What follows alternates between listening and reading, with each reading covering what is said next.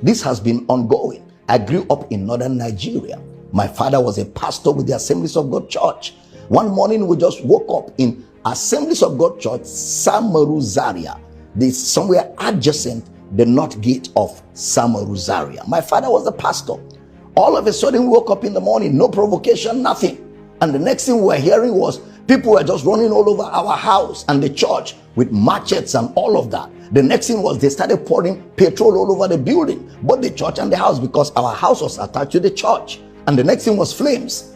Everything was burned right down to ashes. We narrowly escaped, found a place where we could shelter ourselves in the military barracks. Eventually, they brought us back to the lecturers' quarters of ABU Zaria, and we had to camp with a family for weeks and months before we could rebuild and start life all over again.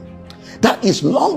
I'm talking about 1986, 87. What about the Metasine situation? Metasine was a sect of the Islamic religion who went around burning and destroying and killing Christians back in the 80s. This is far before there was anything like farmers and herders clash. Then fast forward. What about in the year 2000, where over 2,000 people were killed in Kaduna? Year 2000. What about the over 300 people that were victims of the Miss World in November 2002? All of them, they were not a part of the Miss World. They were just on their own. Something happened somewhere else and they became victims of it. Lives were killed, houses were destroyed, and whenever they are carrying out this charade, they will be shouting, Allahu Akbar, Allahu Akbar, and they will carry their matches and carry whatever they have, and they will move in their numbers.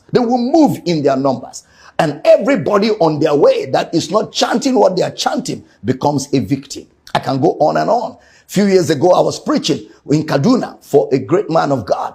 And I only succeeded in preaching Sunday morning service. After the service, the next morning, as we were preparing for the next service on Monday, the next thing I was hearing was, the whole city is on fire. Kaduna is on fire. Please stay in the hotel room. Don't come out. They are killing, they are burning churches. They are killing everybody.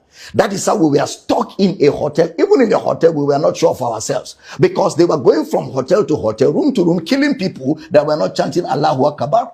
And somehow God saved our souls. After about 4 days, we were able to leave Kaduna. But unfortunately, a friend of mine who was a pastor, Reverend Northcote Andrew of blessed memory, was caught in the midst of this as he was escaping for his life.